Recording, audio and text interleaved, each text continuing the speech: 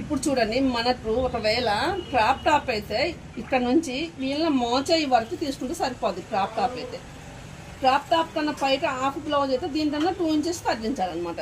గుర్తుంచుకోండి, crop top అయితే confuse పడొద్దు.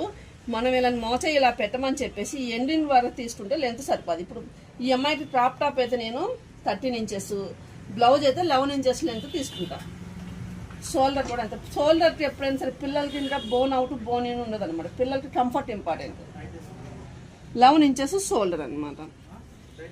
లెంత్ మనకి 11 ఇంచెస్, బ్లౌజ్ అయితే 13 ఇంచెస్ ఏమో క్రాప్ టాప్ అయితే. 2 కుట్టమన్నారు వీళ్ళు.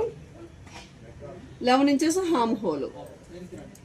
హ్యాండ్ అనేది వీళ్ళు చిన్న హ్యాండ్స్ చెప్పారు. హ్యాండ్ కూడా లేదు, 2.5 హ్యాండ్, 8 ఇంచెస్ హ్యాండ్ లూజు.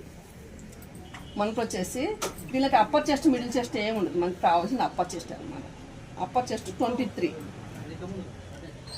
ఒకవేళ క్రాప్ టాప్ అయితే కొంచెం లూజ్గా తీసుకోండి కొంచెం. అదే బ్లౌజ్ అయితే 23 ఇలా తీసుకోండి. నడుము 20 అనమాట. చూసుకోండి.